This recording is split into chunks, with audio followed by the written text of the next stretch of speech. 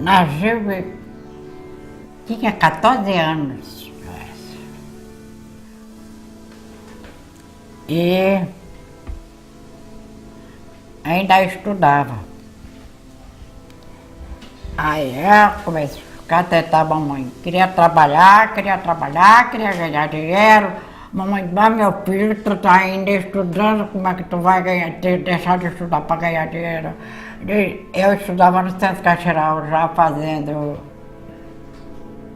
contabilidade à noite. Eu vou para o Centro Caixeral, porque lá tinha a parte profissional e tinha a parte que corresponde ao ginásio, né? Eu vou para o Centro Caixeral à noite. Fazia era nada. Saía, porque ali era muito fácil a gente sair para a praça, ir para as partes. Aí... E agora, mamãe, a senhora dá um jeito de arrumar um emprego para mim. O papai não se arrumava, porque o papai não pedia nada para ninguém.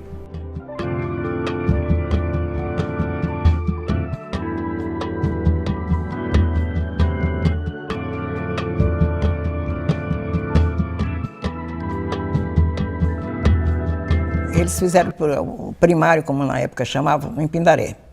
Eles vieram para cá, eles e Antônio. Vieram e foram estudar no Colégio Marista.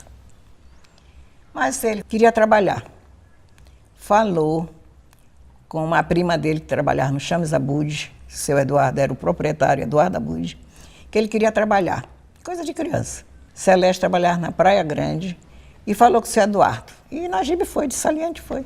Rapaz, como eu vou empregar esse menino, ele não tem nem idade. Não, ela conversou e tal, mas não ficou. Passados uns dias, Dona Maria soube que morava no Pindaré, que ele não tinha ficado, ela tinha dito. Aí falou com Celeste, Celeste, fala com o seu Eduardo, para ele ir, eu pago. Para ele ficar sabendo que ele está trabalhando, que ele está lá trabalhando, e eu dou o dinheiro como se o seu Eduardo estivesse pagando. O seu Eduardo aceitou. Era mandado na rua, né? Quando foi de tardinha, noite, a gente vem cá, todo dia no envelope. Olha aqui, isso aqui não é salário, é uma gratificação que a casa está te dando. Ele abriu e ficou todo contente, correu. Quando foi chegar em casa, mamãe, eu ganhei dinheiro. Cresceu, passou o primeiro ano, ele já estava maiorzinho. Passou a ser menino de recado. Leva esse papel aqui, leva ali, ajudando.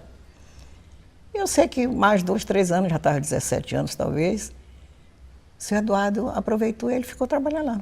E passou a ser, evidentemente, um admirador de Eduardo Abud. Todos que conviviam com Eduardo, que conheceram Eduardo, o admiravam sobremaneira. E a prova disso é que Najib tinha uma característica semelhante sobremaneira a Eduardo. Eduardo, ele tinha tempo para tudo. E eu acentuo isso, é o seguinte, só as pessoas competentes e eficientes têm tempo para tudo.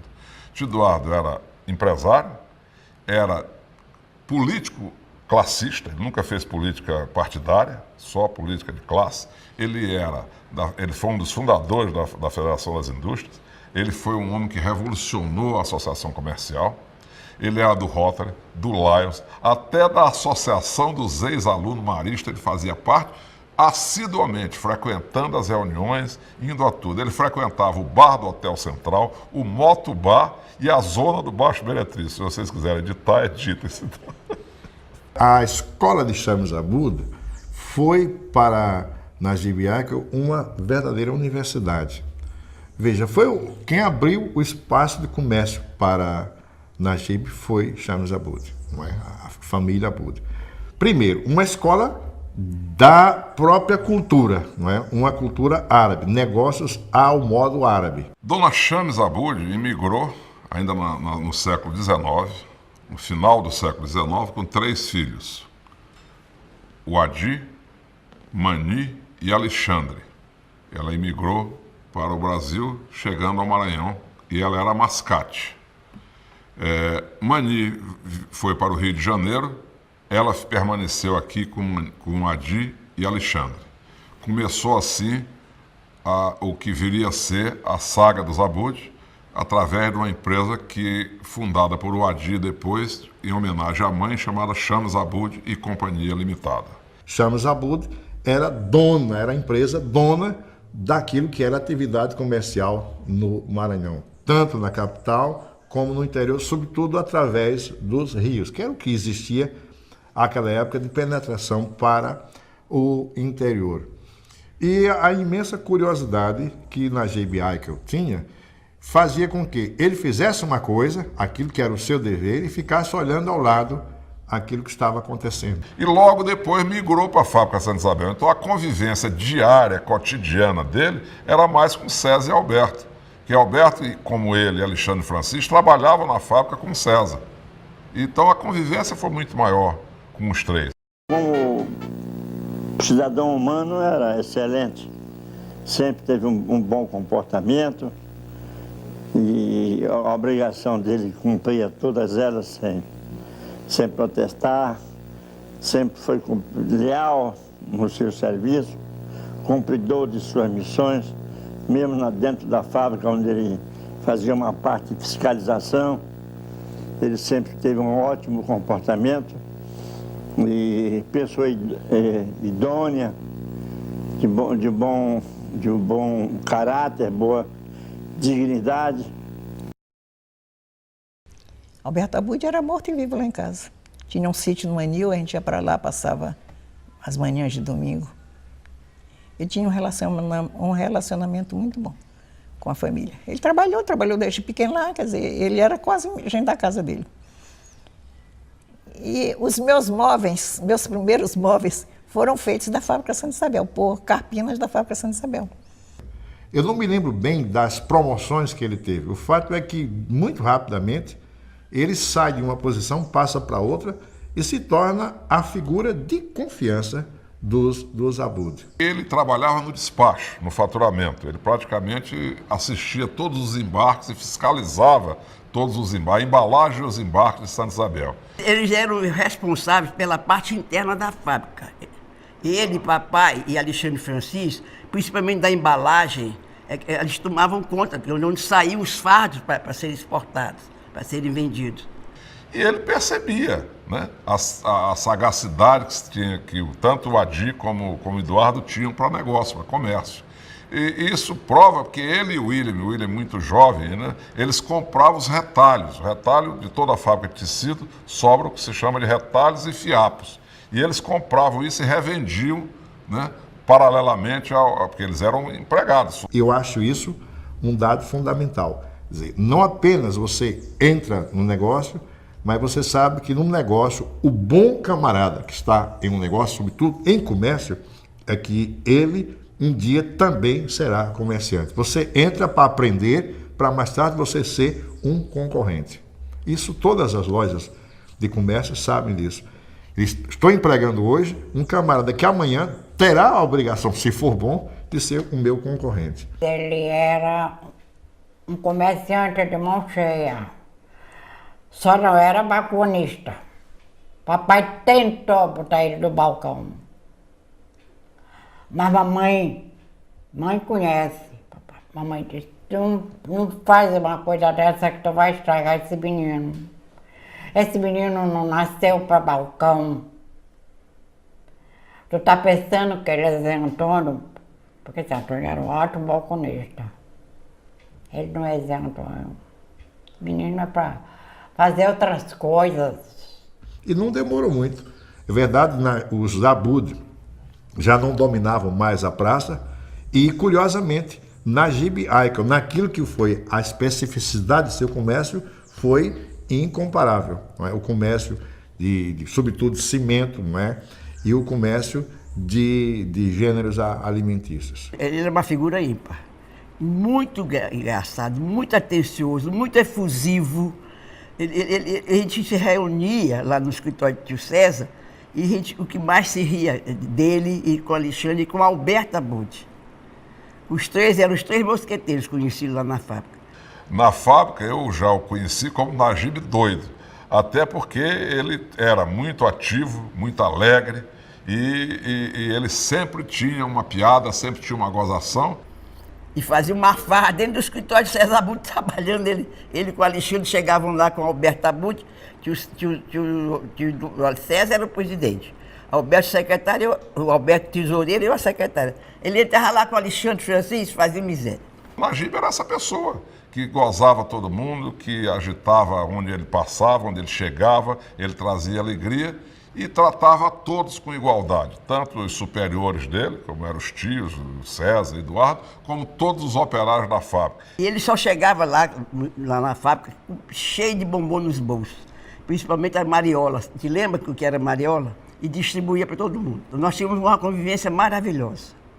Depois ele saiu da fábrica Santa Isabel e abriu um depósito no Portinho. E lá ele vendia secos e molhados. Saía vendendo bolacha biriba, arroz, quando ele tinha o comércio lá embaixo. O carro era cheio de mercadoria. Aonde tinha meu irmão que trabalhava com ele, e ele enchia a Kombi, saía para vender, só chegava às 6 horas da tarde. Saía 3, 4 Kombi. Ele colocava o material, as mercadorias dentro, e eu vou entregar, sei lá, no Portinho. E no Portinho não tinha só um cliente dele lá, ou só uma mercearia que era cliente dele. Tinha diversas quitandas e não sei o quê. E ele aproveitava para vender. E era na hora. Entrega a mercadoria, traz grana. Se ele ia numa festa, ele ia bem arrumado. Quando ele vinha, já vinha de outro jeito. Que ele botava a roupa logo na mala do carro, para ele voltar já de calção e camisa. Pronto. E o sapato todo a calcanhar. Sapato novinho, ele acalcanhava todinho. Tipo chinelo. Ele era muito alvoroçado e ele saltava para entregar as mercadorias nas casas. Aí, bota aqui Najib doido. Aí chamava Najib doido. Eu tenho que dizer, porque era realidade, isso não diminui nada. Eu sei que no final do dia ele chegava lá com uma caixa de leite ninho cheia de dinheiro podre, cara. Vinha de dinheiro com cheiro de peixe, com cheiro de cebola, com cheiro de camarão. Era toda... Quanto é que tem? Não sei, conta. Nós tínhamos hora de chegar no banco, jogava na minha carteira lá cheques de dinheiro. Dizia, confere que eu tô com pressa. E ia conferindo. Depois eu fazia o depósito, dava ele. E eu comecei a achar que ele estava me testando. E rapaz, esse cara que a mãe está me testando. Vou passar a tirar dele todo o depósito aqui, certa quantia, e guardar, lógico, com prova do meu lado, assistindo, para ver se ele sente falta. E fez assim umas 10 vezes, eu guardei o dinheiro no banco, a parte separada. Quando ele chegou um dia lá e disse, caramba, tu quer me testar? Eu disse, por quê? Porque tu chega aqui, tu não confere cheque, nem dinheiro, e vai-te embora. Será que não está me testando? Eu disse, por quê? Porque eu tenho o teu, se fosse hoje, 100 mil reais, no cofre guardado que é teu, que eu estava tirando, tu não sentia falta. Ele dizia, ótimo, é sinal que eu tenho um seu companheiro amigo honesto. Depois ele mudou do Portinho para o Desterro. Nesta época, os barcos vinham da beira, lá do depósito. As pessoas saltavam do barco, compravam com eles cimento, arroz, tudo, e o comércio era até engraçado. Saía do barco, entrava no comércio, botava no barco e saía. Ele também teve um comércio muito forte de cimento, né? Já aqui no Anel Viário ele tinha uma indústria, um depósito de cimento muito grande. Ele levou muitos anos assim. Passado um tempo, ele abriu a primeira loja de conveniência. A Meruoca. A Meruoca é o Najib comerciante e marqueteiro. Né? Eu não sei se havia alguma dificuldade, certa vez eu passei pelo João Paulo e olhei. Era um pé direito, eu sou engenheiro civil, era um pé direito muito alto e talvez quase que impossível não se diz em engenharia, mas muito caro e muito complicado colocar uma porta, né, naquele armazém. Então, a Meruoca era o comércio que o Najib tinha e não tinha porta. Então, foi uma coisa que pegou. Todo mundo usava essa expressão, qualquer coisa, isso é como a Meruoca que não tem porta, né? E ficou conhecido. E ele fez isso. Uma loja que tinha lá no João Paulo, ele tirou as portas. não tem mais porta. E ele saía anunciando isso para todo mundo meu. Não tem mais porta. Mas esse cara é louco. Não, não é louco, não, era isso mesmo. Lá era um... Talvez nessa época chamasse, não era supermercado que chamava, mas era enorme. Era quase uma quadra. Era aberto 24 horas, sem porta. Isso era o sucesso da época. Aquilo, naquele momento que isso aconteceu aqui, era uma novidade muito grande, chamou muita atenção, né, que era realmente o objetivo dele, né, chamar atenção para que ela tivesse sucesso empresarial. Eu via todo santo dia, entrava quando tinha necessidade ou quando não tinha, passava na porta e ficava admirado. Pô, como é que o cara consegue manter uma proeza de ter um estabelecimento comercial que não tem porta? E tinha propaganda muito forte nos rádios. Ele tinha um slogan, não sei se eu estou certo, se a memória vai me trair, era Meroca não fecha, Meroca não tem portas. Que é o primeiro grande, como é que eu posso dizer, o primeiro grande shopping center de São Luís. Que era naquela praça onde hoje existe a estátua lá do santo, que é padroeiro do Bumba Meu Boi, né? E então a Meroca ficava exatamente em frente àquela praça, que depois era mercado do João Paulo, e posteriormente virou um colégio, mas a praça permaneceu, depois botaram o nome de Vassaldanha, sempre não era Praça de Vassaldanha, e a Meroca ficava exatamente em frente ali naquela área, onde ainda hoje existem vários estabelecimentos comerciais. Ele viveu 15 anos, 10 anos, sei lá, na frente do mundo que ele vivia.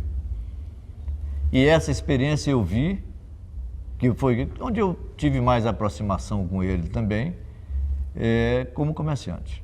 Ele conseguiu desafiar a incredulidade da população de São Luís, montando uma casa comercial com todas as portas abertas durante 24 horas. E nunca ninguém assaltou essa casa comercial, pelo respeito que tinha a ele e pelo carinho com que o povo o tratava aqui em São Luís. Uma outra atitude empresarial dele importante, por isso que eu disse que ele vivia na frente, ele sentiu que a concorrência estava apertando. E ele era só. Tinha lá uns dois auxiliares dele, ou pessoas ligadas a ele, que o ajudavam. Não sei nem se eram empregados, eu acho que talvez até que eram empregados, talvez.